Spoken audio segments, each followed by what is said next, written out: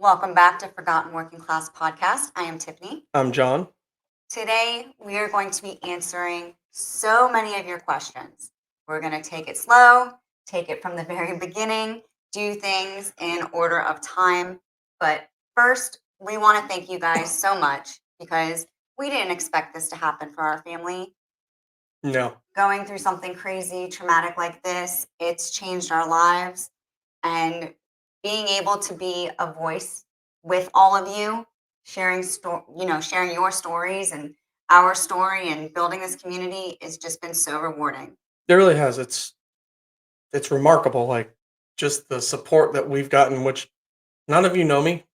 I mean, we don't know each other personally, but the support that we've seen pour in from all around the world is just it's humbling. It's amazing. And it's great to be able to take all that and then flip it back and help other people with my story and comments. And I've had a lot of messages from different people saying that I've inspired them somehow, some way, and it's a great feeling, and this is why we're doing this. Absolutely. And we're not stopping, guys. So No. buckle up. But today we want to talk about John. We want to answer a lot of your questions in chronological order of how this happened to him, what happened to him, and so forth. Yes. So, John Pendleton, Oh yeah. when did this happen? 2019. How old were you? 31. How old are you now? 35. All right. So the famous question, a lot of people I see are very confused. They see that this happened with electricity. So most people automatically assume that John was a lineman, Yep. an electrician, or in the military. Yes. You were not. None of those. So what did you do for work? I was a rock miner, and my position was multiple positions. Really, I was an operator, welder, and a mechanic. And yeah, I was never lineman, electrician, never in the service. I know I get that one a lot. I don't ever want to take credit for any of that. I got a lot of respect for our military, and that was not in that. Absolutely. So a lot of people are also confused. They like to call you out and say that you were not Electrocuted. because electrocuted. Electrocution means death. Right.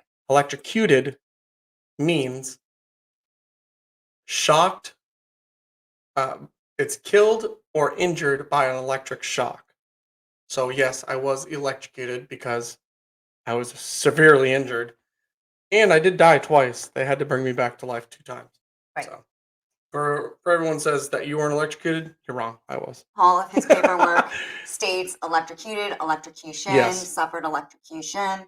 So it's literally labeled on everything. But yeah. So moving on. What happened to you? I don't know. No, how are you electrocuted? I don't know. It's so I was working on a piece of heavy machinery. That machine ran off of 4,160 volts. And while I was working on it, I was electrocuted by 4,160 volts. How it happened? No clue. Why did it happen? No clue. Still to this day, have no idea. The only thing I remember is waking up out of my coma in the hospital. So Very confused. you were electrocuted and people are still asking questions. You were electrocuted to the top of your head and it exited out the back of Back your of my neck. Yes, this wasn't arc flash. It didn't just flash me and burn my skin. The electricity literally entered my head and out the back of the neck.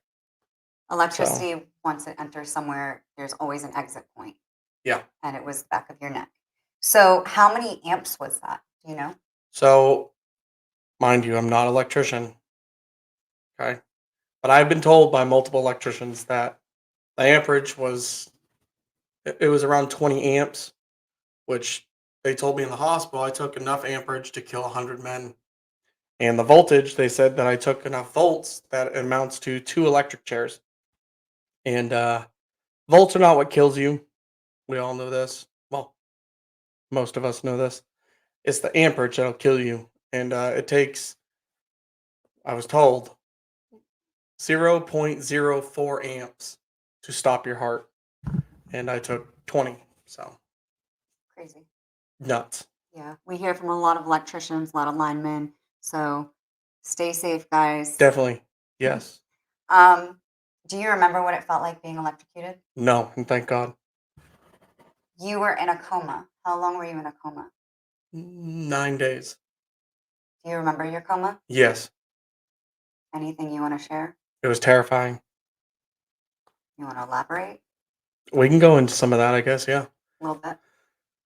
So the coma, for my experience, which I've had multiple people tell me their experience in comas. I've had a couple that were pretty close to the same experience I had, and then a couple that were just, I'm jealous that they had that experience. But mine was terrifying. It was you're pretty much stuck in your own head, and you don't realize it at first, and it's a nightmare after a nightmare after a nightmare after a nightmare. And I will tell you, the one thing that really blows my mind, and it's crazy to me on how the human body works, is that I had no clue what happened. So I had no clue I was electrocuted. I had no clue I was in the hospital. Nothing. But my body knew where it was. And in some of my nightmares, I was in hospital settings. One of them, I was strapped to a bed in my nightmare. And in reality, He was I was strapped to the strapped to bed. the bed. He was strapped to the bed because he would try to rip everything out every time they try to lower sedation. Yeah. So we actually had to restrain his arms, restrain his legs. He was getting crazy. So But it's sad to hear that he knows that in his it's coma. just, it's mind blowing that your body knows where you are, even though your mind has no clue, and it's still able to transfer the feeling of being in the hospital to your dreams. So I did have some terrible nightmares. Um, a lot of people ask, because I did code, 2 times. Did you see anything? Did you see the light and all this? No. So what happened for me was when I was in my coma, just like a light switch, like you'd flick a light switch off and flick it back on, everything was dark. And just like that, I was right back to dreaming. And then, a couple more dreams went by, boom, just like that again, black. And it's like you're just standing in all blackness. That's the best way I can describe this, is for anybody that has watched the show Stranger Things. This is the best way that I think I can describe this, is when she's standing there in like the ankle deep water and it's just black all around. That is what I saw. Just blackness. And then once again, flip the light switch and you are back to dreaming nightmares. And then I'm a good while into all these nightmares is when my brain finally figured out, like, hey, you're trapped in your own head. And that's what was happening, was I figured out that, hey, you're dreaming. And this is where it really screwed me up, because once I figured out I was dreaming, I was like, well, shit, I'm in bed. I will just kick Tiffany, piss her off, and she'll wake me up. That's what I thought. So in my mind, I was like, kick her. And, my body, I don't know what it was doing, but it didn't work. And it just went right back into another nightmare. And then at that point, you realize that you're stuck in your own head and there's no possible way that you can get out until you don't know. So you were trying to kick me to wake you up Yeah. because you thought we were at home laying in bed together. Yes. And once I did wake up, first I couldn't talk because I had the trach in my throat. But Tiffany had a whiteboard and let me write, which my writing, I will tell you one thing, I'm terrible at spelling. I'm terrible at reading. That's why I've done blue collar my whole life. But my writing this day was absolutely horrendous. Yeah. You couldn't read anything I was writing down. But I did tell her that it was the next day, because when I woke up, she asked me, do I remember her and my kids? And I didn't. I didn't remember who she was. I didn't remember what my kids looked like. And she cried and she left, hours later. And it was nighttime and I was in the hospital alone because I was still in the ICU. And I remember just laying in bed, and on the wall is where the nurse's calendar is. The nurses would write all their messages and their name, what nurse you had that day.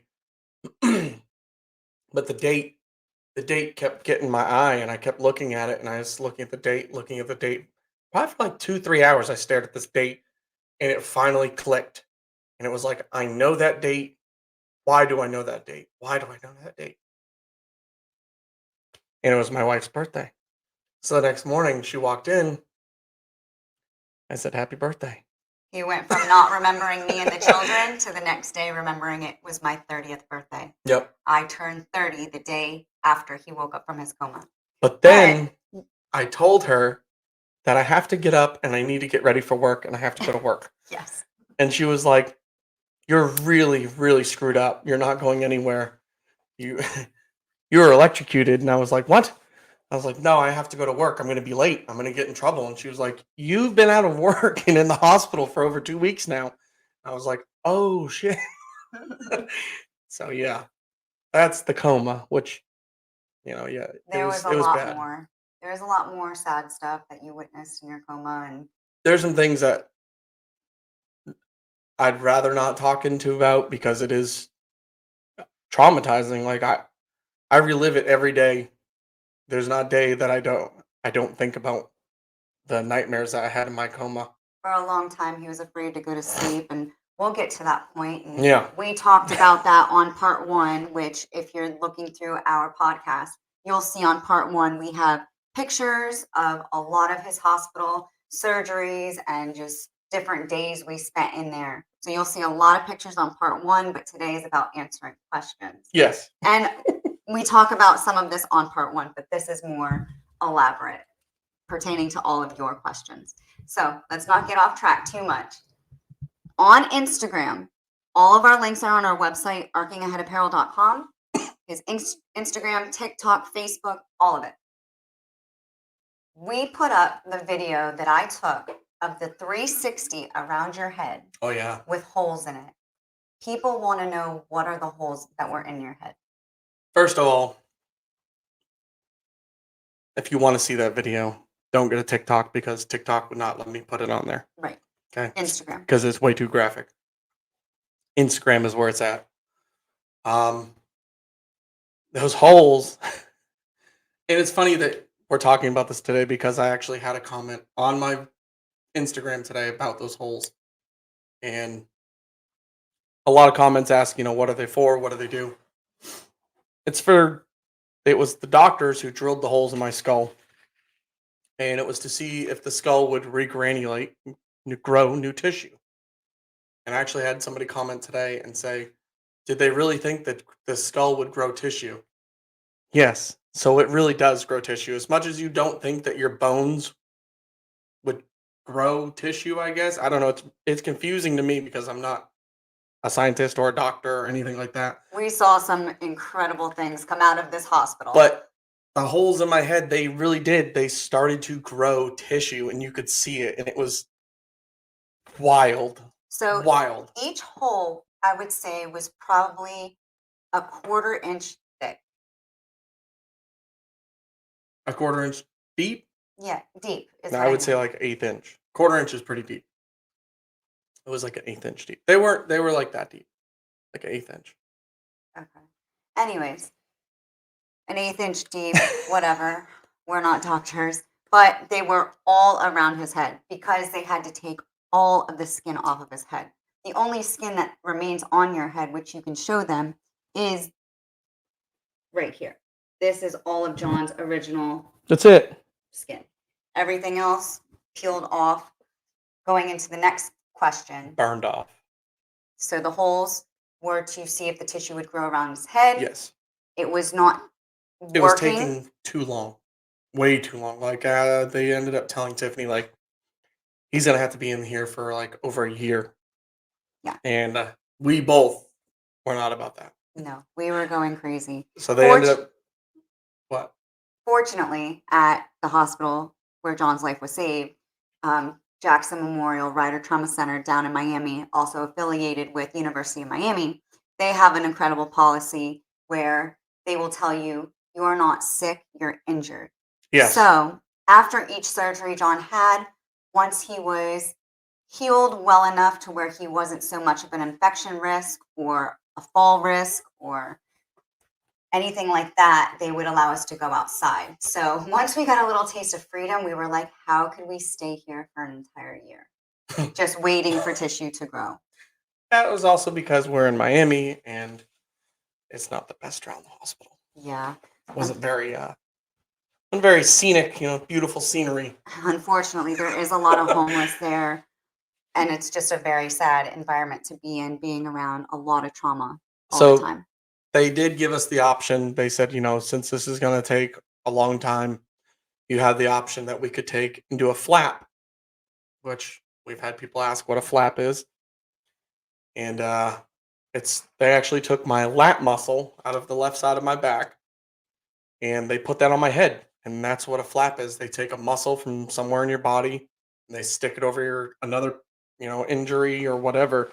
And this was my head. And, I agreed to the surgery and I was like, that's cool, let's do it. Let's get it done. Well, You'll see pictures on part 1 what he looked like after that surgery. His head, mind you, I've been through already what, 5 or 6 surgeries before that one. Mhm. And the pain was the worst pain I've ever endured in my life. And I do have a high pain tolerance. And in the hospital, I'd always ask, like, out of a surgery, like, is this gonna hurt? How much pain should I had to mentally prepare for it. So when they did the head surgery, I asked, how bad is my head gonna hurt?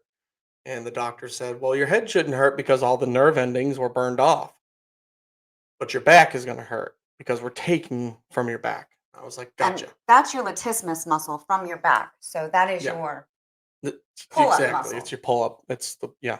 The entire muscle went on his head. So coming out of that surgery, I was expecting my back to be in excruciating pain. Well, it wasn't. My back was in a little bit of pain. My head felt like you had it in a vice and somebody just sitting there hitting it with a hammer. Like it was so bad.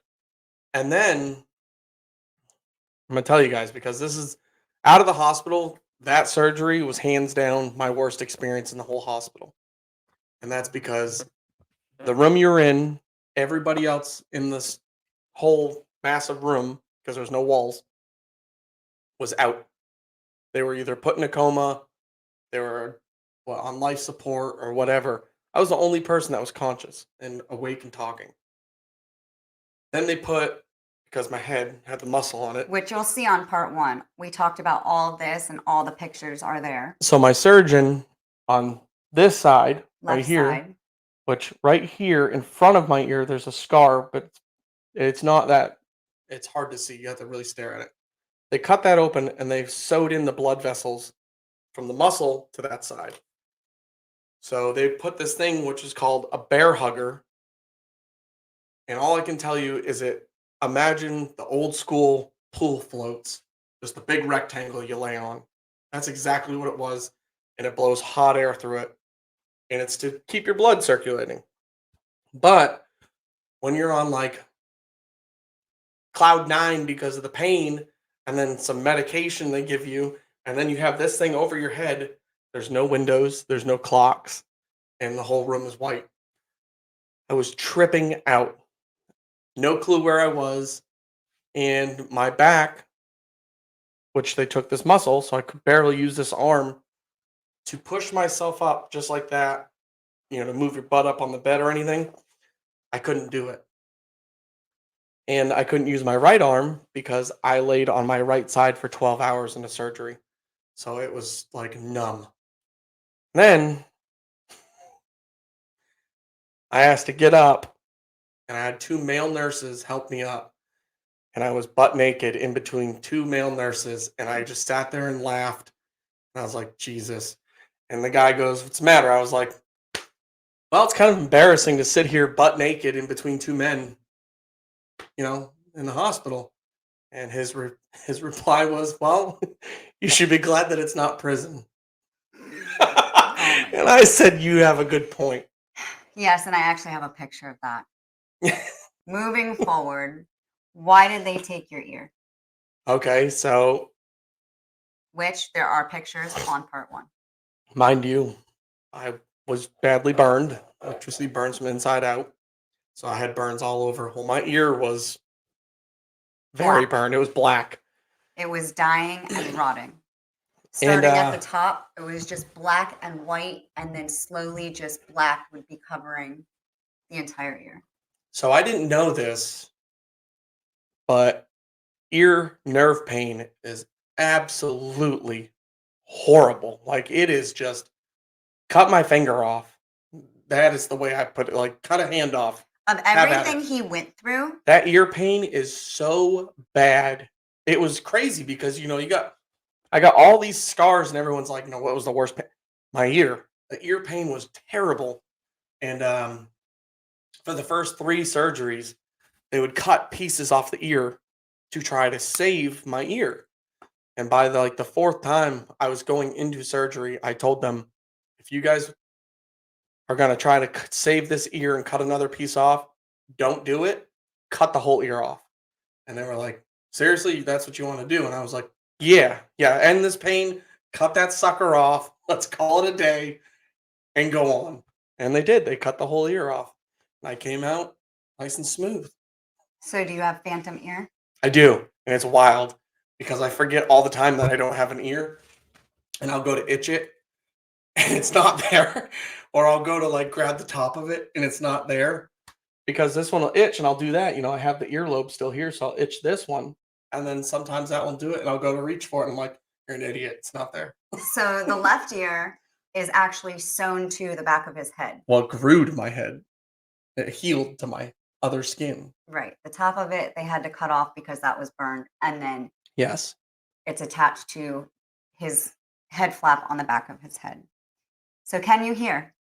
What?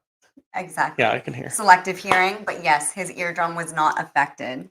No, I can hear out of the right side. I can hear out of the left side. People ask me, because your ear is supposed to catch the sound and help you. And they say, do you have any difficulties hearing because the ear's not there? No, not really. I mean, do I notice a big difference? Not really. I mean, if I put my hand like this, yeah, I can hear the echoing a little better, but I can hear just fine out of it. All right. So why didn't they put a titanium plate? One of the most comments I see. All right. So as you see, all the holes I had in my head On Instagram. on in the Instagram, video. if you look at that video. But if you look close to that video, you will see on the right side of my skull, on the skull, there's a little bit of blackness. And that's where electricity hit. Well, when they shaved it all down, they went and they inspected my whole skull, and everything was healthy. There was no hole in my head. And they told me, because that was the one thing I was concerned about. We actually asked about if I was going to have to do any plates or anything like that. And they said, if your skull is good and healthy, we don't have to, because it's still thick enough to protect you. So I said, okay. Sure enough, everything was good. Healed up, left the hospital, continued to heal, because even out of the hospital, my whole head was still raw. It was still healing. And then I would say almost a year out of the hospital, Corbin, my son, actually went to climb over me and hit me right here with his knee. But the echo was like, and then I noticed this thing pulsing. And I was like, why is that? Oh, that must be the pulse in the muscle that they put on my head. So we noticed that it was soft now. And I was like, I don't know what that is. And we went to my plastic surgeon, and it took her literally like 10 seconds. And she was like, that's a hole in your skull. And I was like, what? She was like, that is a hole to your brain in your skull. So we went and got a CAT scan, and sure enough, It is a perfect hole right through the skull. So we also have the CAT scan pictures on part Yep. 1, but his skull absorbed itself. Yeah, it So just disappeared by itself. recap of all of that, they did the burr holes around his skull after they removed all of the skin to see if the tissue would regranulate, wrapping tissue to cover his skull. He said he didn't want to wait a year in the hospital. So they shaved down the little burr holes, making it smooth all around his head. You'll see on the 360 video, the electricity entered the right side of his head, but there were brown marks all over his skull. The electricity bounced around Yeah. in your skull, leaving black marks everywhere. They had no idea that this would happen to you. We don't blame them at all that your skull absorbed No, itself. not all. They are They did their best. They said that it is healthy, and it was. There was no hole when I left the hospital. right. So I could never be like, the doctor should have known. No.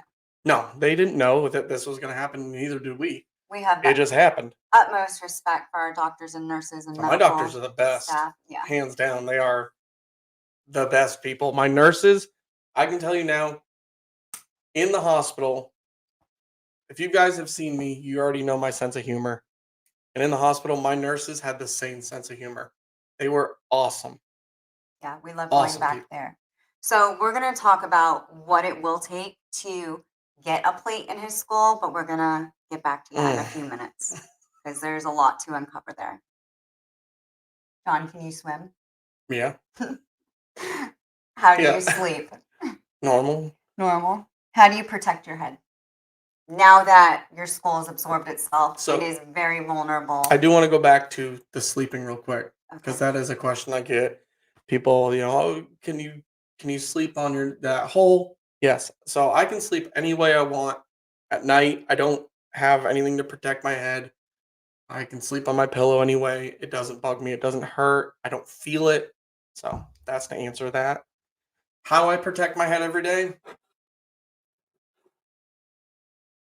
Put a hat on.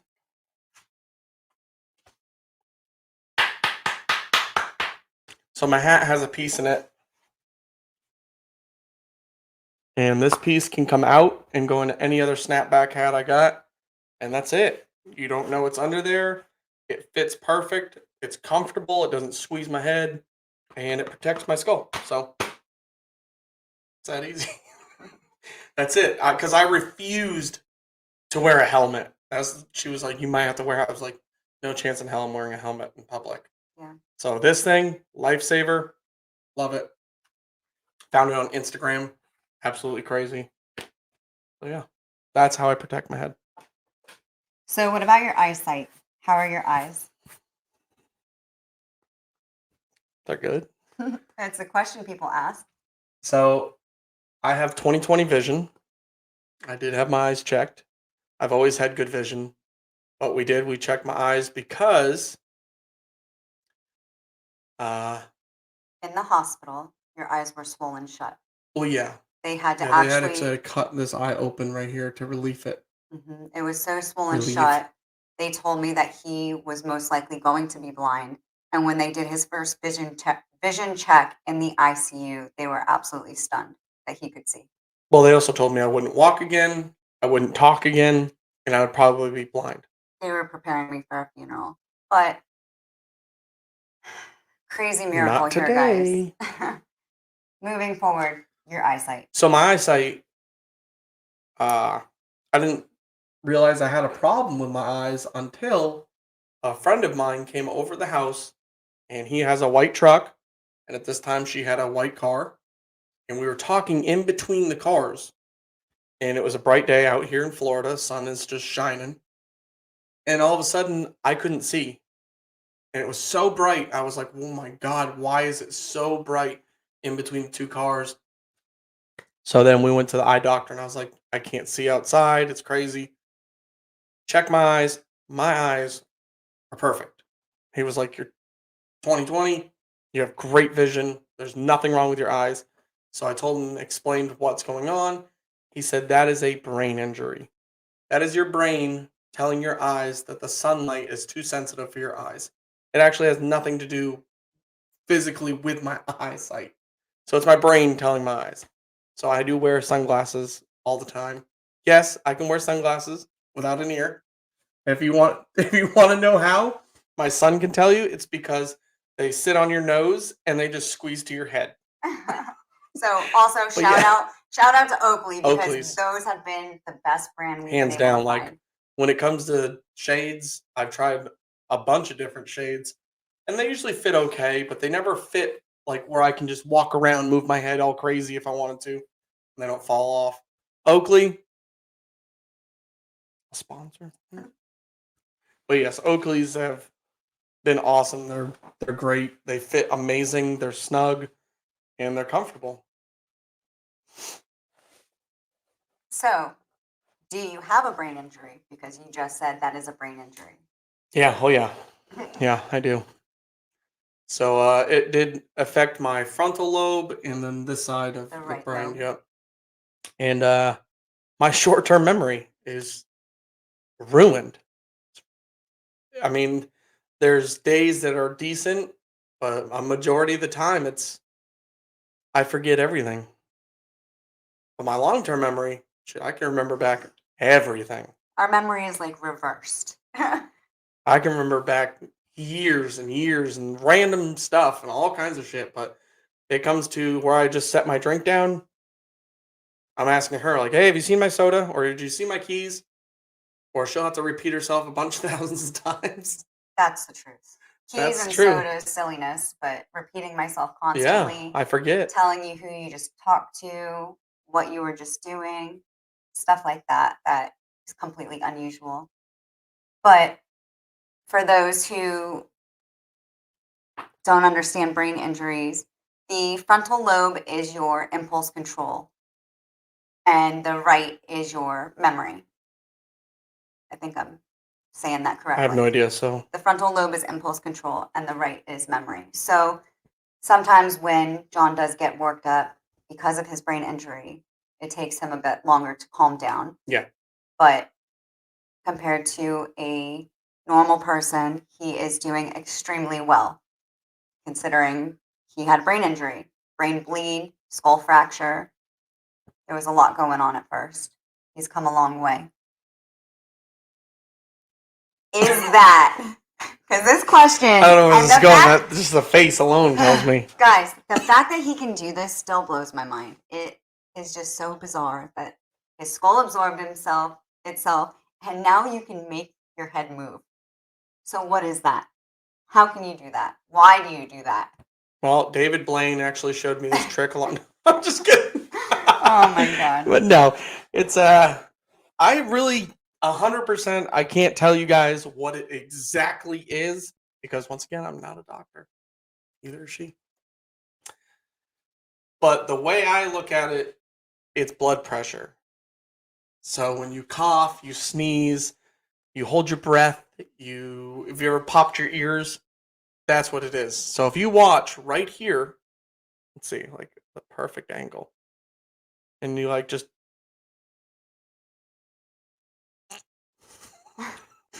so if I coughed, it moves. If I It's just sneezed, crazy. it would. And what's funny because the other day on live, somebody asked me, if you hold your breath, will it inflate your head? Yes. Yeah. And what's crazy is if he sleeps on that side, it'll inflate too. So yes, if I'm laying down, actually, it doesn't even have. It doesn't have to be on that side. If I lay down, you can watch it puff out, and it'll stay like that all night.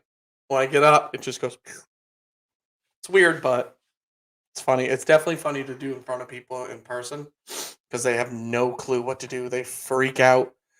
They're completely lost for words, and it's hilarious because once I look like this, and they look at you, and then they start talking to you like, "Oh, what happened?" When I take my hat off, their face goes, and I go, "Yeah, check this out," and they go, "Oh my god!" So it's my party trick. Crazy party trick to have. It's a good party trick. Can you work out? Yeah. Do you work out? I haven't been to the gym in like 2 months because I got sick, but yes, I do go to the gym. Tattoos. Have 'em. incredible way to burn your tattoo off. Yeah, if you're looking for tattoo removal, I got you. I can help you out all day. I wouldn't suggest it, Yeah. but I mean, if you really need those tattoos removed, we can do it. Are you going to tattoo over your scars? Probably not. And there's a couple reasons why I probably wouldn't get tattoos on my scars. I have seen on Instagram, and shout out to all you tattoo artists that have commented on my Instagram. I love you guys. I've actually had 2 or 3 tattoo artists, not in Florida. Where's my Florida tattoo artists?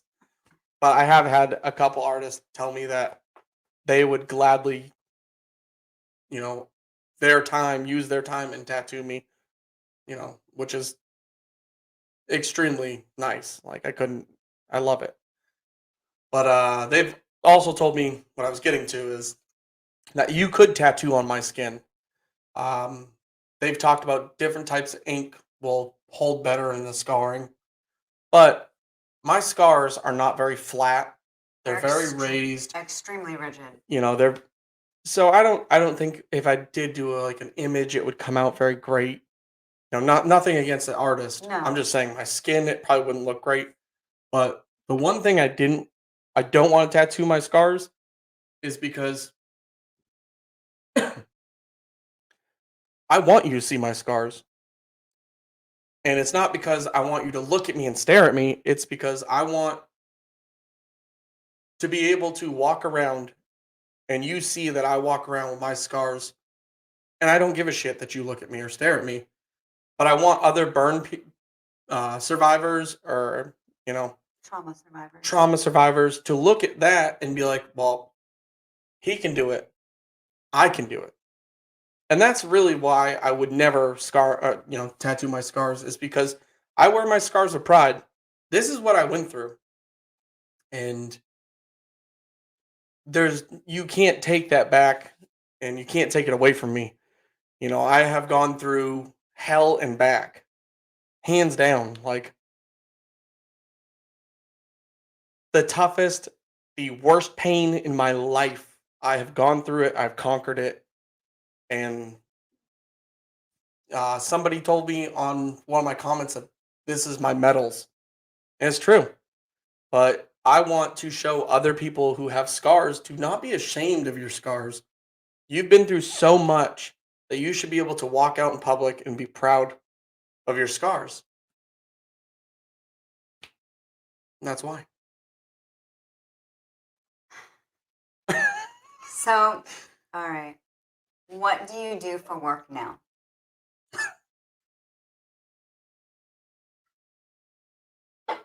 We have an apparel company for blue collar workers. And that is because of her. That is not because of me. I didn't come up with the idea. I didn't start the business. Tiffany is the one that came up with the idea and we started to do it. And it's amazing. What is it because called? Arcing Ahead Apparel, Okay. So that's job 1. What's job 2? the podcast. What's the podcast called? Forgotten Working Class Podcast. Yes.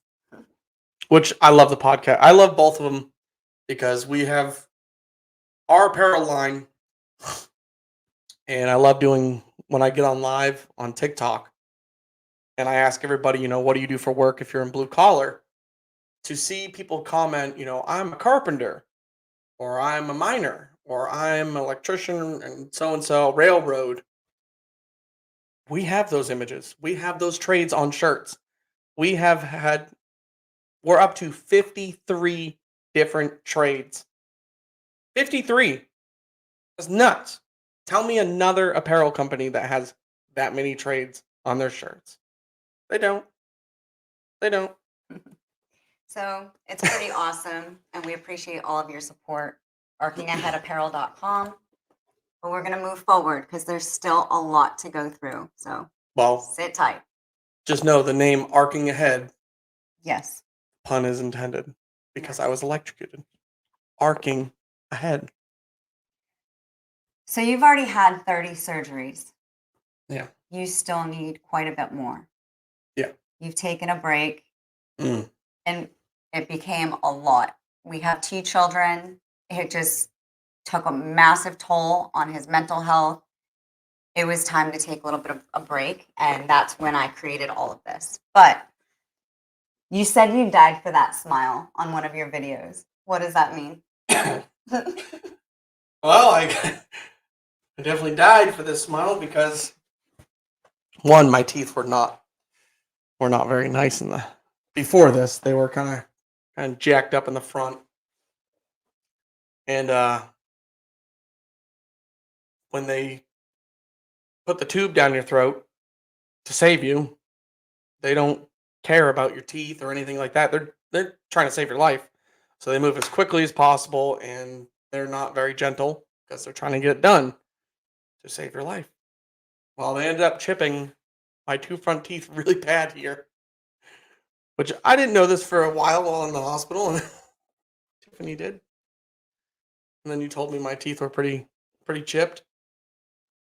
I also I guess, clenching down so hard while being electrocuted, I did crack the back molar in half. So I've had, Had a lot of oral surgeries. yeah. Let's talk about what happened when you had the surgery to remove your molar. Yeah. So to put a crown on that molar in the back, I didn't realize that I've never had my wisdom teeth taken out. I had no clue. So I have my wisdom teeth, and he was like, "Hey, we have to take the wisdom tooth out in order to put the crown on and be done." So I was like, "Okay." And I woke up out of surgery. It was all done. Everything went well until, I would say, 3 to 4 days out of surgery.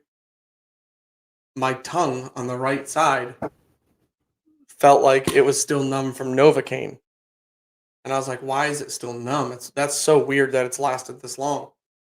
So I was like, whatever, we'll let it ride for a couple more days. And then a couple more days went by and it didn't change. So we ended up calling the dentist back, the surgeon, and he was like, "Oh, well, is it all on one side? It's on the same side that you did the procedure on, and it's numb like Novocaine." And he was like, "Okay, you need to go see a special surgeon for this." So I did. Awesome guy. Went and seen him. He was right up front with me. He was like, "This happens to a certain percentage of adults where you take that wisdom tooth out and you risk stretching or ripping a nerve that runs to your tongue." So they stretched the nerve and there's no way to repair it. So So now, for the rest of my life, this is numb. And when I was trying to explain this to her, she was like, "I don't understand how numb is it, blah, blah, blah, blah."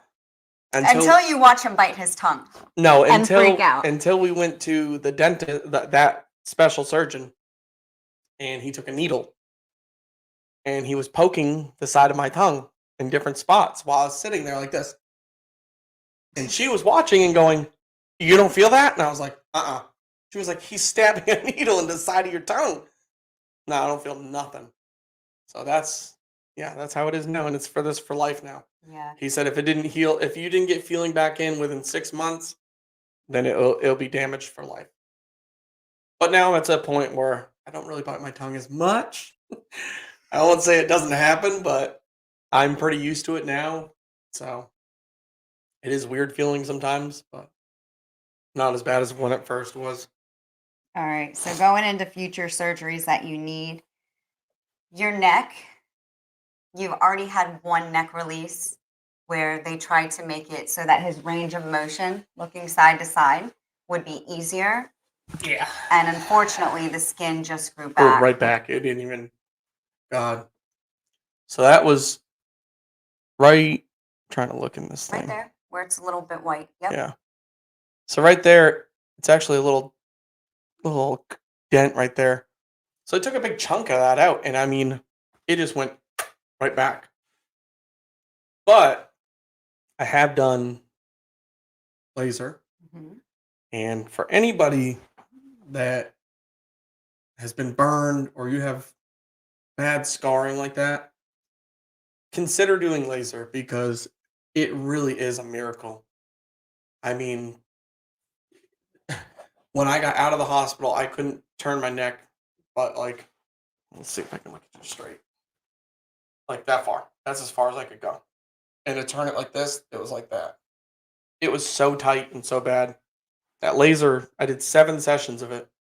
And I mean, it's to a point now that I can move around pretty decent. Yeah, it's still tight, but it doesn't stop me from being able to look around.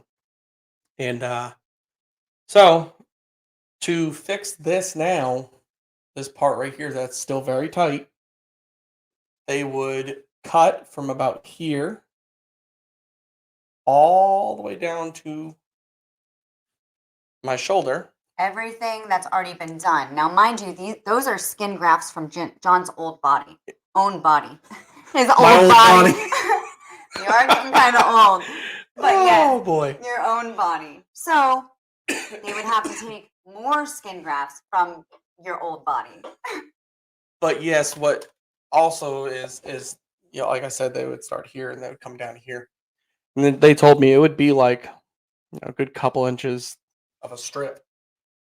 Which when they said that, I was like, oh, okay, yeah, yeah. More skin grafts. Skin grafts suck because the donor site on your legs or arms or whatever, it's like really, really bad road rash. So it's very painful. But the first thing that went through my head was I have done 7 sessions of laser. That means that those 7 sessions were pointless. And for everybody I told that, if you have bad scars, consider laser. Just know, and I'm not going to sugarcoat it or anything, laser is stupid painful.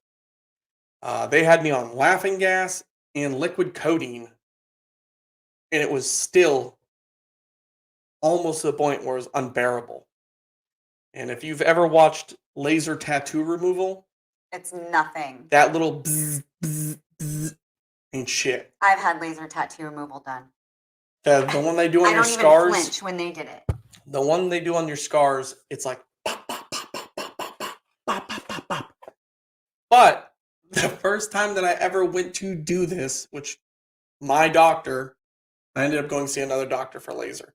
The first one I ever did was with my main doctor, who I love to death. He's amazing, and he decided to show me what this does. So I walked in the room, and he was like, "John, let me show you what it does." And I was like, "Okay." So he took this laser, and he took out a freaking popsicle stick, that thick, and went pop, pop, pop, pop, pop, pop, and showed me, and it puts holes into a popsicle stick. That's what it does to your skin. So it's able to put holes into wood and burns the shit out of you. So it is painful, and that's what I was pretty upset when they were like, "Oh, we would just take this off." I went through all that for nothing, is what it seemed like. So I don't know when I'll do this, but laser is amazing, as in helping. But yes, it's painful. The next surgery is a couple, and yeah, to start all over with all those skin grafts and not knowing if the neck would just tighten up again. It's rough.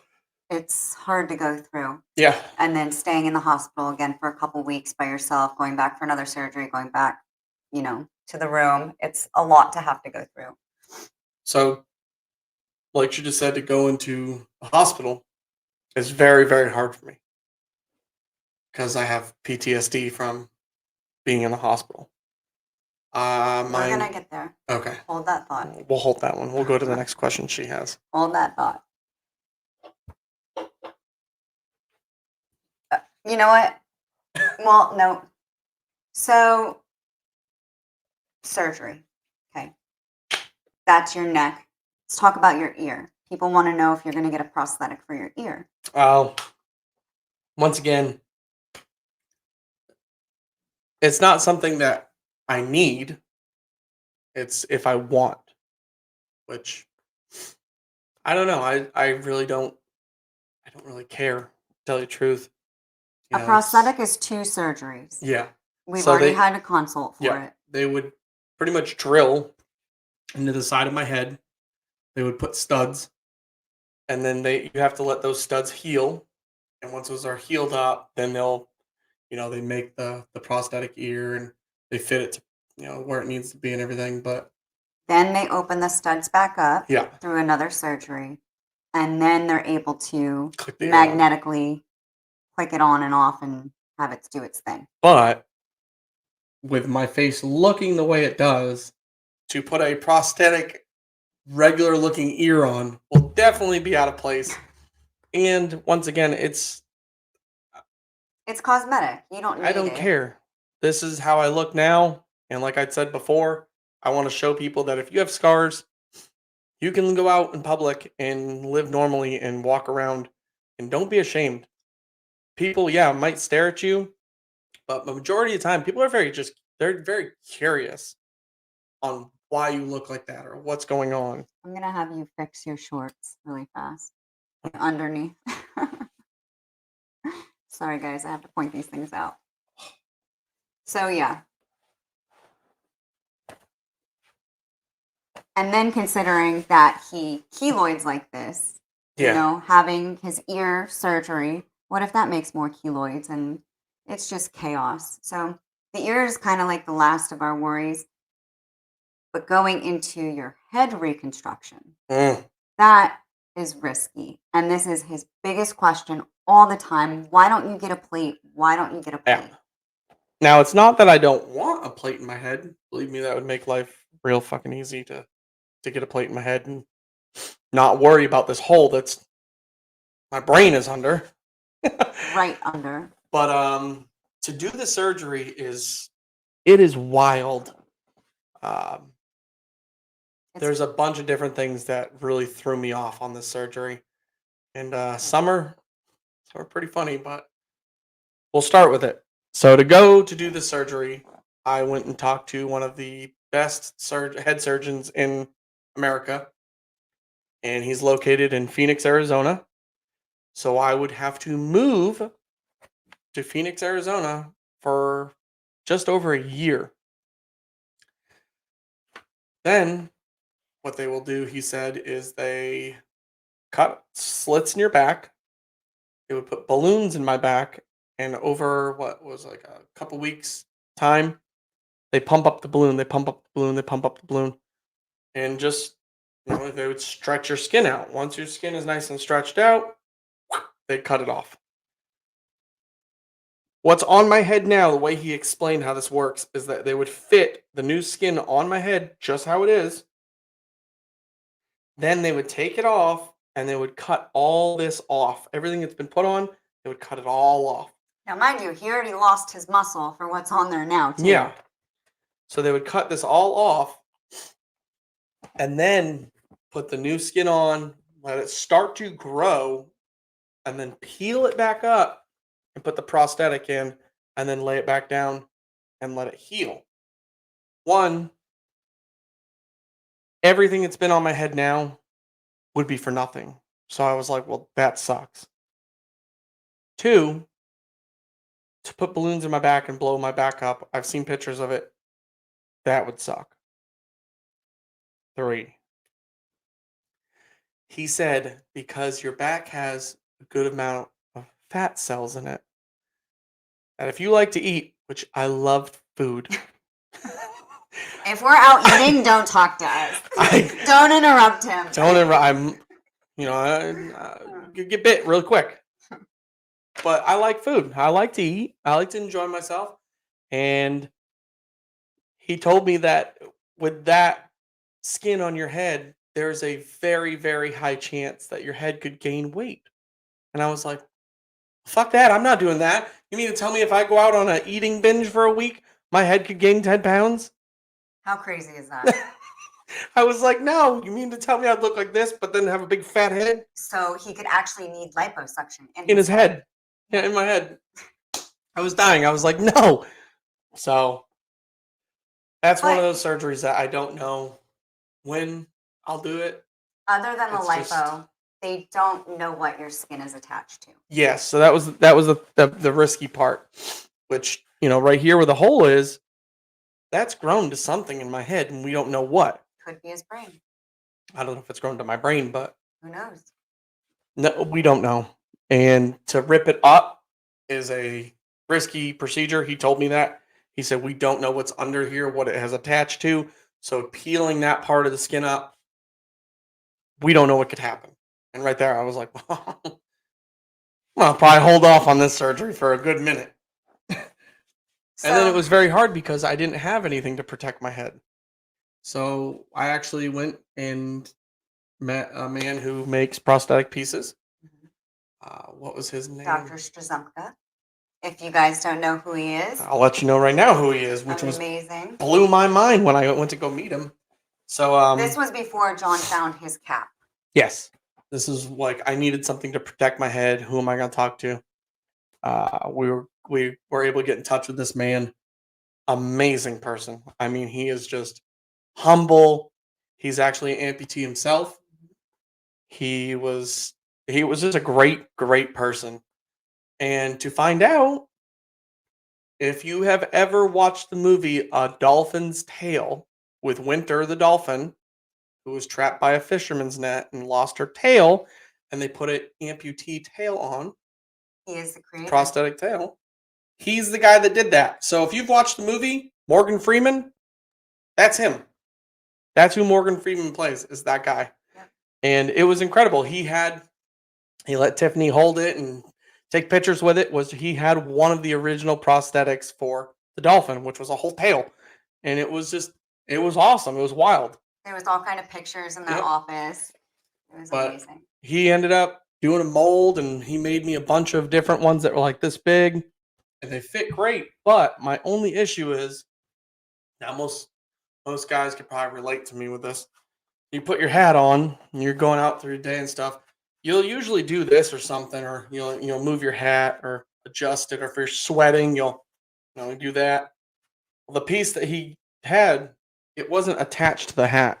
I would put it in, hold it for a second, and then slide the hat over it. So when I would move, it would move or it would fall out. And it was just irritating. But then I found this that goes inside your hat. And I was like, oh my God, I need that in my life. So I bought it.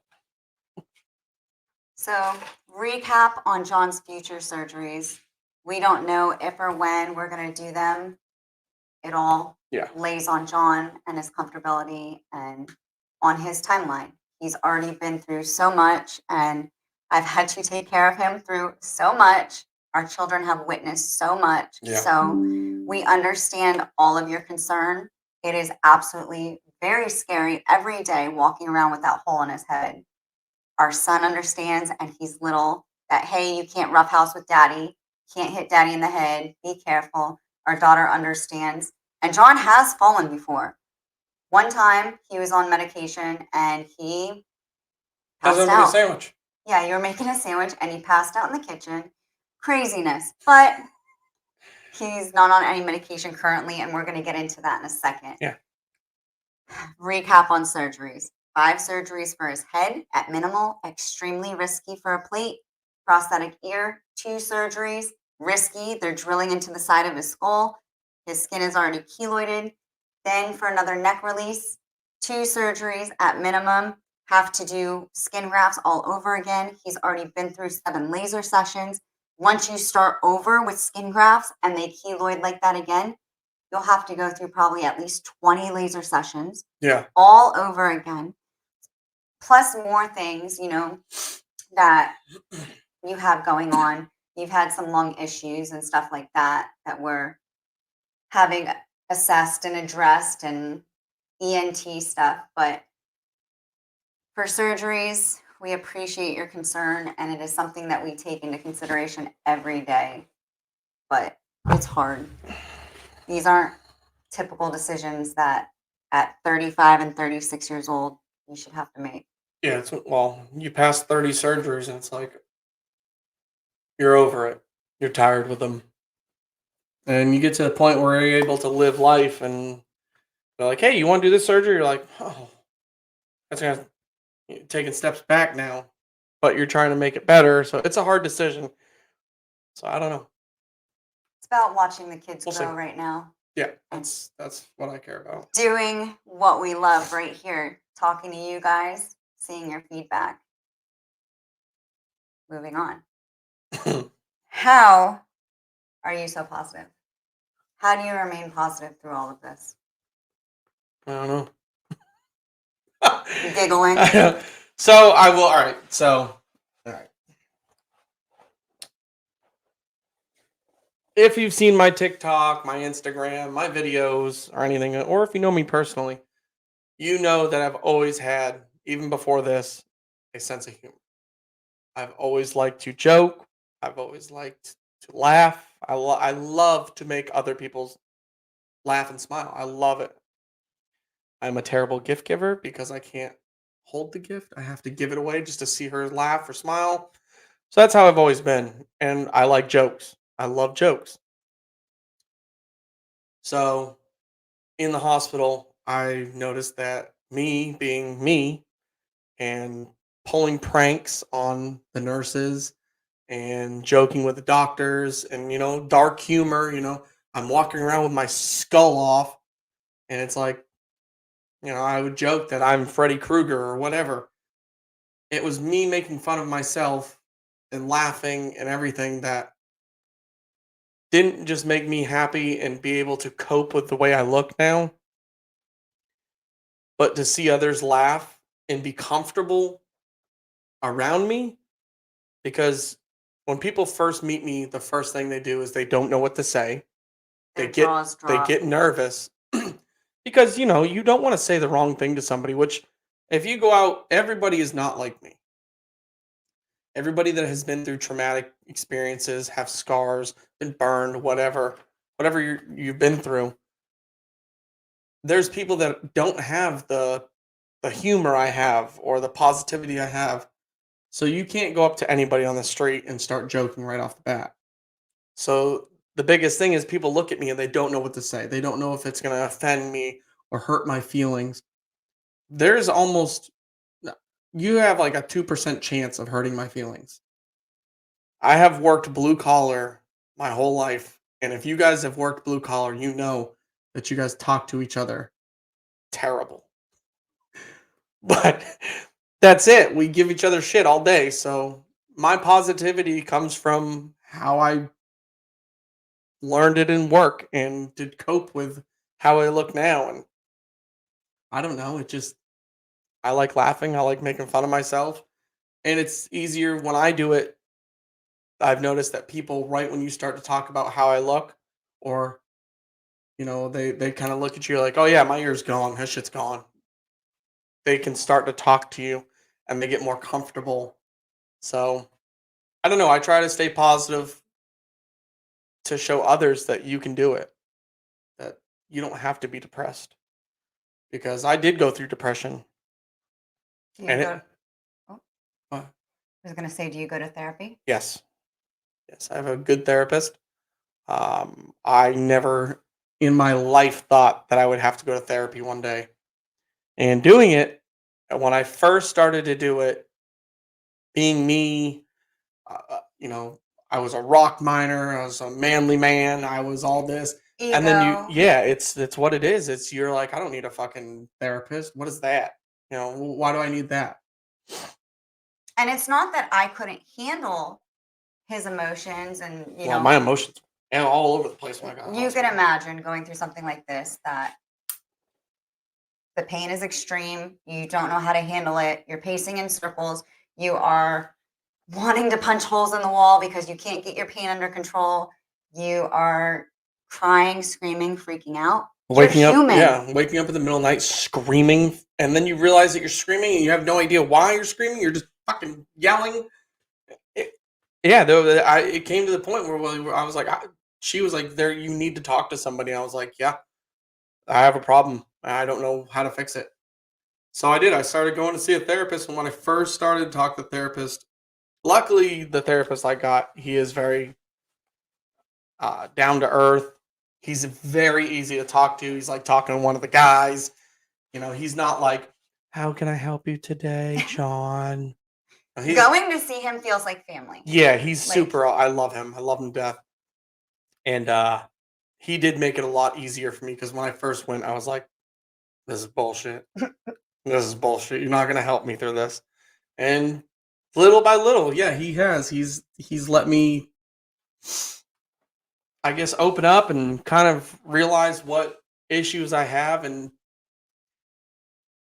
being able to admit that you have a brain injury, and that's why my moods go up and down and my temper flares, and I've always had a temper. So then you add that on top of it, and it could just skyrocket. And then my anxiety, which, once again, working blue collar trades, I never knew what the fuck anxiety was. It was get shit done and get back to work. That was my mentality. That was what the boss told you. That's what you did. You didn't realize that part of that was anxiety and stress. So to deal with anxiety, I had no clue how to do it. And yeah, a therapist does help. They they are pretty good. Do you encourage people to seek a therapist if they need help? Yeah, if you got some issues going on and you have no one to talk to, or it is It's also, not I about will, it's having not, no one. I was just gonna say, it's not having no one to talk to. Sometimes it's easier to talk to somebody that has no fucking clue who you are than to talk to somebody that is your family, because they, They don't cast judgment. yeah, that, and they literally, they listen to everything you're saying, they write it all down, and then they play it back. Where if it's somebody in your family, they're gonna be like, oh well, it might just be you're overreacting or this and that. And it's easier to talk to somebody that has no clue who you are, and they are going to sit and they are going to listen to you. They're not going to roll their eyes or kind of blow off what you're saying, because you're paying them. Yeah. It's their job So to they sit are there. going to sit there and listen to whatever dumb shit comes out of your mouth, because believe me, I've gone in there and I'm like, oh, I'm so stressed. I caught a fish yesterday and it got off the hook, and he just sit there and listen. Oh, yeah. He's not going to be like, John, why are you upset about that? No, he sits and listens. But he really cares He about does you. care. My therapist goes out of his way to call me off of his personal cell phone. He'll text me in the holidays. He does truly care about his patients. He makes sure that if you haven't seen him in a couple weeks, he checks on you and says, "Hey, what's happening, man? How's it going?" And this and that. So I He's do, plenty busy. It's hard to get an appointment yeah, with him. I do suggest, if you do need to talk to somebody, or you feel like there's something that you need to get off your chest, go see a therapist. I mean, just try it. So If I you just give it at least two to three sessions, because your first session, if you're like me, you're gonna go in and be like, "This is bullshit. It's all scam. It's bullshit." It's not. Give it at least 3 tries. touching briefly on mental health, you've said numerous times that you wish that you didn't survive. Yeah, 100%. I've said that numerous times. I'm not suicidal. I've never been suicidal. Uh, but I will tell you that, and I can tell you now that it would have been 100% easier to die, to give up and die, than to go what I went through. And I know that there's people out there that have been through worse than I have, and there's people out there that are going through what I've been through. Or less, or Or less. different illnesses, diseases. But I'm just telling you, don't give up. And I say this because, one, there's somebody out there that cares about you. You might not think so. If you have that kind of thought, there is somebody out there that cares about you no matter what. And some of the times, you might even not know these people that will support you. Look Like at all me. of you. I have people from all around the country, all around the world, that reach out, that want to talk to me, that say, "Hey, I'm glad you made it." We don't know each other. We don't. But your comment, when I read it to him or he reads me the ones that he's seeing, it makes his day. It makes him feel important. No, it's not even that. Which I'll get on that in a second. We'll go back to that in a second. But to go back to me saying that would be easier to die. It would have. 100% it would have. But I didn't give up because I'm not going to quit. So I pushed myself and pushed myself and pushed myself. And through the hospital, like I've said, some of the most outrageous pain I've ever been through, I pushed myself through it. She helped me push myself through it. My kids helped me push I myself through kicked him through it. I'm kidding. it. That's what it felt like. I mean, there were times where I'd literally have to slam the door open, turn the lights on, and be like, get out of bed. Yeah. You're not going to sleep another day away. You're going to recover. You're going to get through this. But one of the biggest things is I've seen a lot of people wanting to give up after that you've got out of the hospital, that now you've slipped into depression, which it happened to me. Out of the hospital, you're out of the chaos of the hospital. Now you've simmered down, you're at your own house, you're still recovering, so you're still dealing with pain, you're still dealing with mental issues because you're mad at what you look like, you're mad at the world. Why did this happen to me? I asked myself that a million times. To this day, I don't know what happened, and I never will. And it's hard to accept that. But you have to. Because you can't be stuck on it. And once you slip into that depression, and I've seen a lot of people just say, fuck this, I want to give up. I would rather just die. Why? Why would you want to give up after you've battled that whole issue, all the pain you've been through, everything that you've done, all the emotions to get to the point to give up now? That means that you've done everything for nothing. And I don't believe that. I believe that you saying you want to give up, it's a cop out. Keep moving forward. You can't go forward. You can only go forward. You can't go back in time, and you can't stay in the present. And I don't know what doctor was a neurologist.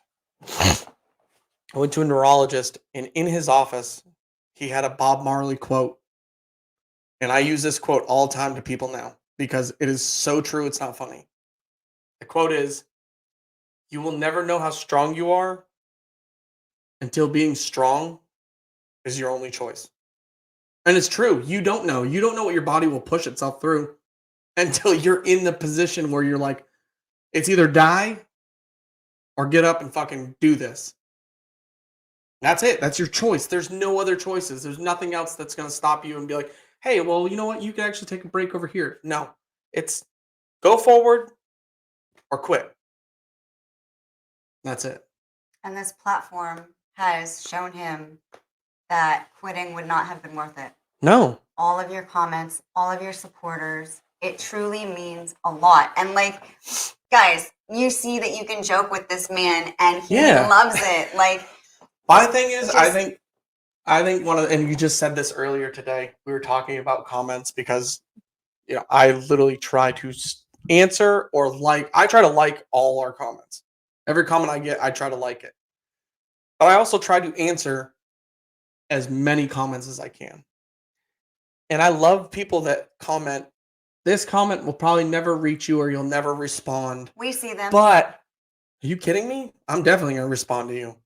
I'm going to make sure that I take my time out of my day to respond back to you because you took the time to comment on my stuff. Right. You're showing me your support. What, you think I'm just going to let that blow by and be like, yeah, it's cool? No. We're up late at night. We're up early in the morning. We're doing this. But that's it. From every angle of the house. And I'll get on that subject in a minute because that'll get that whole comments and supporting will get brought back up in another question. All right. So I think I'll leave on the back burner because I got a good one for that. This is the last question that I've seen. Are you still in pain? Yeah. How so?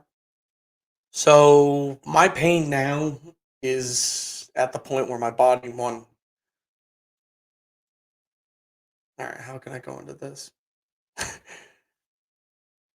my body now is used to the pain that I'm in. It's gotten to the point where I can just it's kind of almost not there, but it is. I've been through so much pain mentally and physically that it's almost I'm numb inside. And I've told her this. I've told a couple people this that it's wild that my body has it's overexerted itself. It's got to the point where now I'm just numb. My emotions sometimes are numb, sometimes are different, sometimes are not. But pain wise, my body now can deal with it every day. I have nerve pain where they took my one of my skin grafts on this leg right here. It's like pins and needles, and if you just touch it just right, which kids do it all the time by accident too, Corbin, his little hands, it feels like a knife. And then where they took my lat muscle is nerve pain. And then You get things happening in your neck, so like shooting pains. yeah, I get shooting pains, but I think one of the worst ones that kills me, it just want to rip the top of my head off, is that my skin out of nowhere, if my anxiety starts to like go crazy, or all of a sudden it's like my skin feels like you're just ripping it backwards, like you're just pulling on it as tight as it can get. And at that point, there's nothing I can do to feel relief. And then it finally just goes away. But I mean, I can sit there. You've watched. I'll hit the side of my neck. I'll do this 1,000 times. And it's not always. It's weird. It's but just randomly. Yeah, it doesn't happen always. It doesn't happen every day. It's like out of the blue once in a while. It gets like that, and when it does get like that, it's unbearable. Like you want to drive your head through the wall. You get so mad because there's nothing welcome, that guys. helps. Welcome to the circus. No. So One last question pertaining to that. okay, Are you on any medication today? not at all. So I'm not on any medication. I'm not on any pain meds. Um, Here in South Florida, I have seen pain medication ruin lives. Like I'm talking just destroy families, destroy people. It almost ruined yours. Yeah. So I was on all kinds of different medications, not just pain meds, but I was on medications that I didn't have to be on once I had a couple other doctors tell me like, I don't even know why that this person put you on this. Um, it is very disgusting to me that I did have a pain management doctor, and we went to him, and the first thing I told them was, I don't want to be on pain meds for very long because I don't want to become addicted to them. I don't want that. I've seen too many people that happen to them.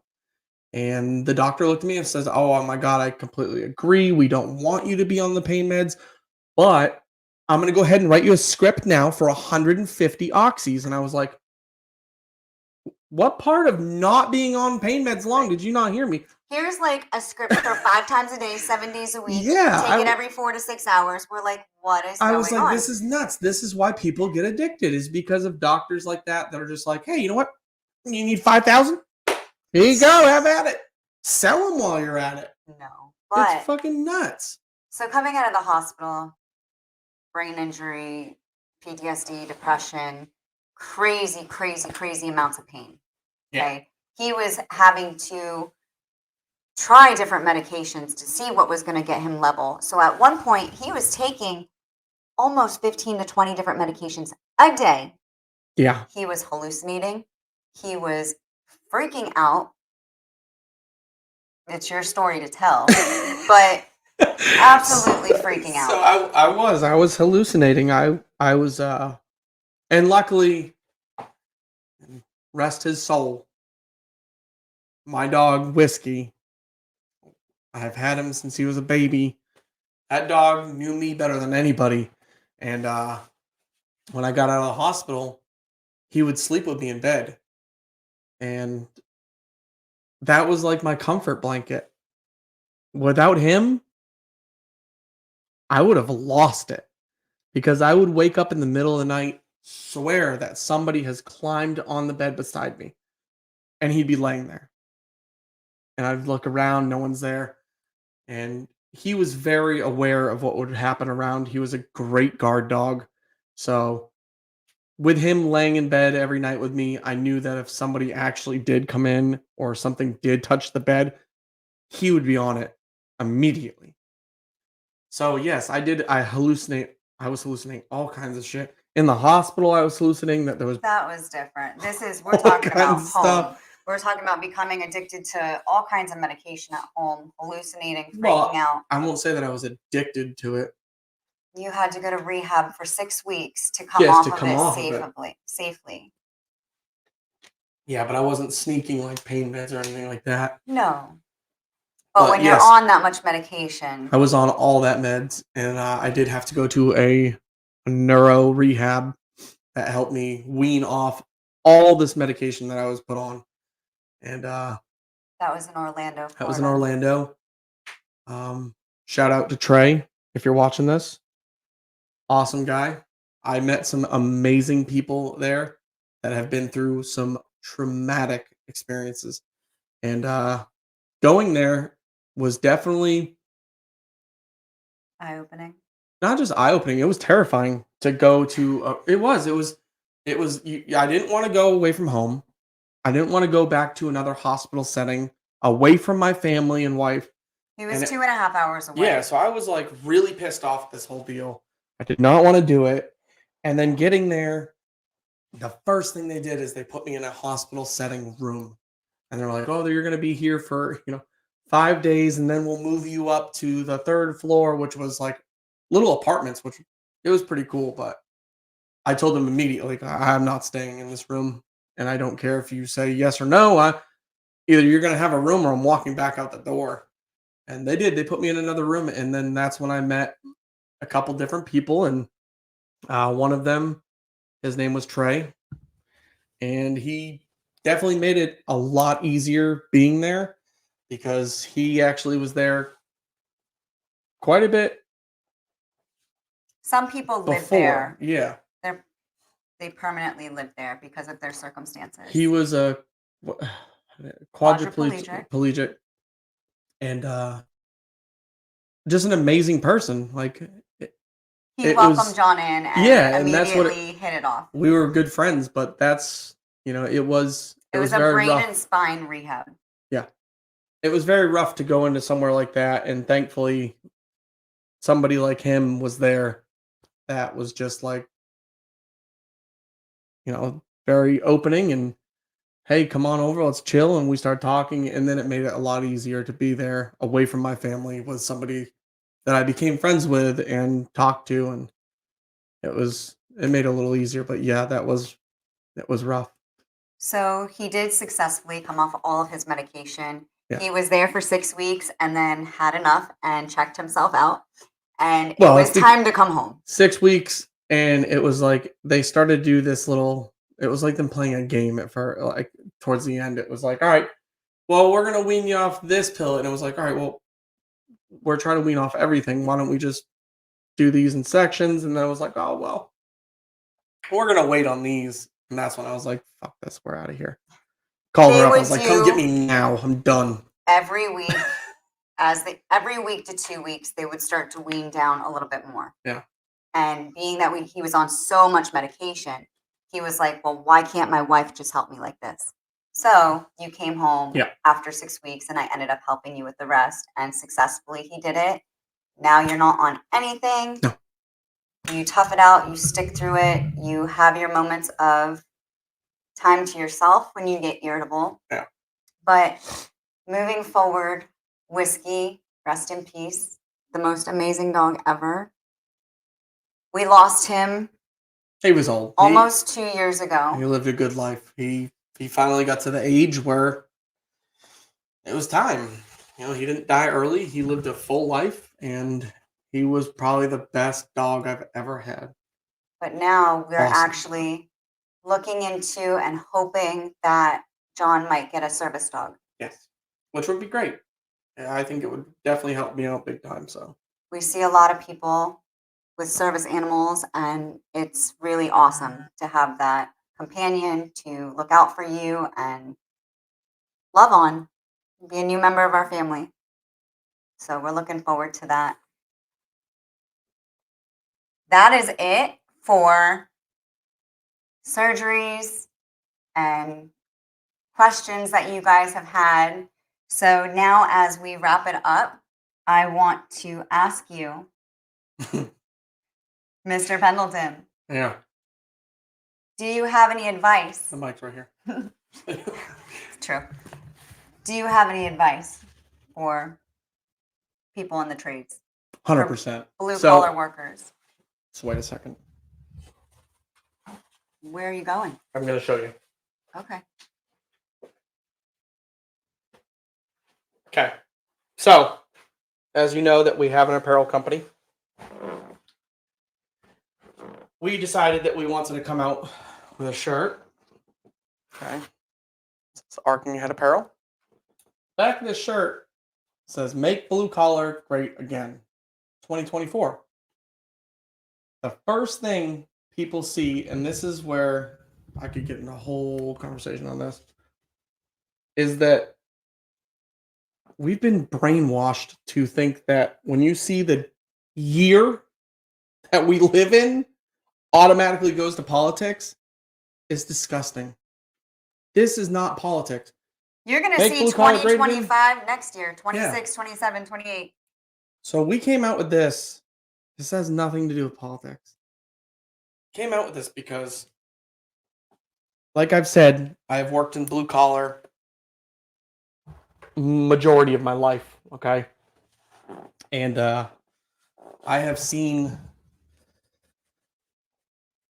people in different trades hate on this other person because he's in that trade, or the carpenters are pissed off because they couldn't put their beams in because the plumbers put the pipes here, and then the electrician's mad because he's running his wires but this beam's not where it should be, and they cut this off, and it's just a fight. And it's sad to see that because we all work together, and our jobs, believe it or not, they all run together somehow. Think about it. You got the boys out in those roughnecks out in the oil rigs.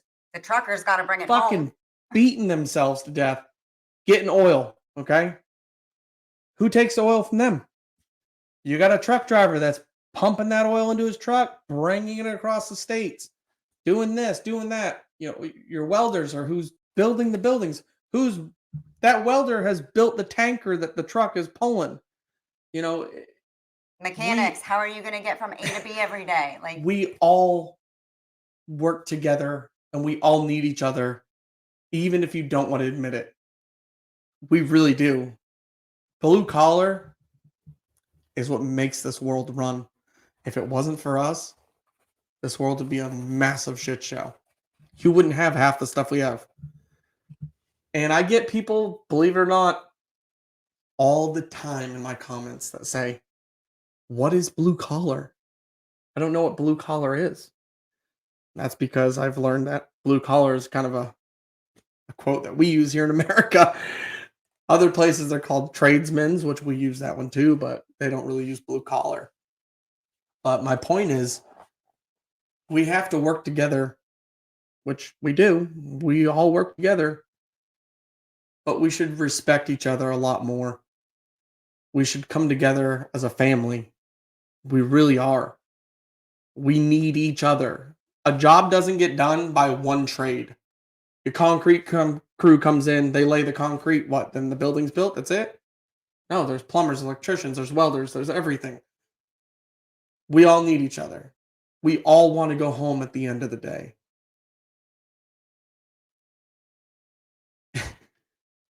You have to understand and put it into your head that there could be a possibility that you don't come home. That is what we accept as blue collar men and women. We know it, but you we don't. never think it'll happen to us. We know that these jobs can kill us. We do. We do it for the money. We do it for the pride. That we take pride hardcore in blue collar. We do. Y'all know it. I had no idea what it was like being a miner's wife But until I got into it. at the end of the day, you never think that this could happen to you. I was never an electrician or a lineman. And if you ask anybody that knows me, I have always hated electricity. And working in the pit, we dealt with 4160, 4160 volts. I hated getting near it. And then to wake up in the hospital and then be like, hey, you were electrocuted by 4160. I was like, how? What? There's no way. And they were like, yeah. And I was like, you never think it can happen to you. So please, please, always watch your backs. Always watch your coworkers' backs. Act like a family. If there's another trade that you're working with, treat them with the respect that you'd want. And you guys are working together. Look after them. Make sure everybody goes home safe. Because a good buddy of mine, he likes to say this, and it's so true. So you can go to work and you will never be 100% safe. It doesn't exist. It's not real. You can go to work and be 99% safe. It's a 1% chance that a freak accident could happen. Shit breaks. Happens all the time. It's nobody's fault. But it could kill you. So always be aware of your surrounding. Be aware of what's happening.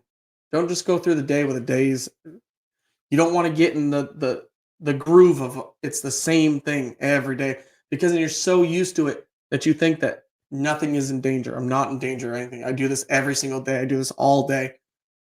It doesn't matter. There could be a freak accident. So please, please be safe out there. That's all I got to say on that. Your shirt. I'm going to move this out of the way. Blue collar blood type. What does that stand for? Oh. Well, blue collar blood type.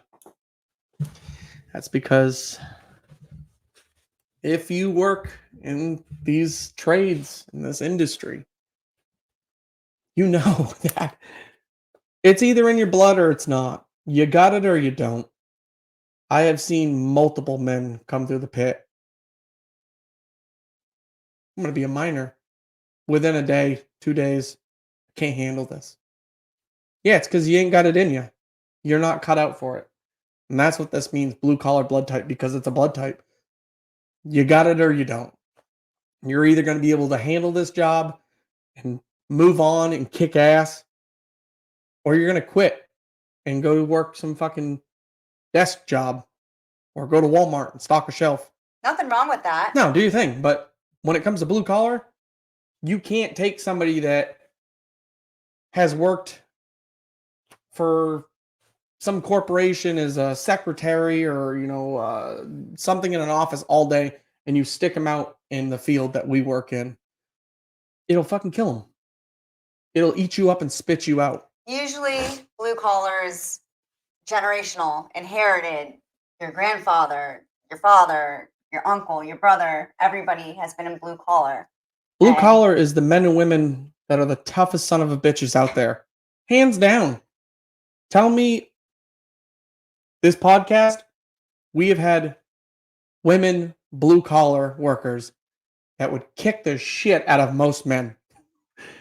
They are awesome. And to see that is amazing because back when I was young, to hear a woman that's working in the trades, you were like, there's no fucking way. We've had them on the podcast. Pretty badass. They're more than badass. But that's what I'm saying is that you either got it or you don't, man or woman. It doesn't matter what you are. It's if you're cut out for it. Do you have what it takes to do these jobs? Do you have what it takes to be away from your family for days on end? Do you have what it takes to get up at 1 a.m. and don't come home till 5 o'clock at night and then have to do it the same day? Can 75, 80 hours a week. Can you do it? That's what he did. If you say yes, then you're probably already doing it. If you look at that and you say, oh, fuck that, I couldn't do that. That's because you're not cut out for it, and that's okay. That's fine. it's for certain people. It really is. Crazy. But It's what it is. I mean, there's no other way of saying it. You're either cut out for it or you're not. You either got it in your blood or you don't. so that's what blue collar blood type means. Arkingaheadapparel.com. Pun is intended. 100% puns intended. Arcing ahead, as you can see, apparel.com. We have now 53 different blue collar trades on our website. Look at We it go. have clothing. We have clothing for men, women, and children. Your entire family. Support your neighbor. Great gifts, birthdays, holidays, whatever. And then our podcast. Every Monday morning, 5 a.m. Eastern Standard Time, you're going to see a new guest, blue collar or injured, on and off the job. Also, we support small businesses from all over the world. If you have a story you'd like to share with us, don't hesitate to reach out. Always looking for new guests. It's been an honor to come back and make this video for you guys, explaining things more into depth because so many questions all the time. This one just laughs at everything. It's Part of a brain injury. But yes. So I just know that once we put this out, I'll get the same questions again. absolutely. But It happens. it's what we're doing. And honestly, reliving all of this with you guys has made us stronger. Because reliving it every day alone was hard. We were trapped in our heads, trapped in our thoughts, but now living it with the people out loud on social media, through the comments, on lives, Which it's helping us heal. I want to let you guys know that I have seen comments that, they say, I have a question, yada, yada, yada.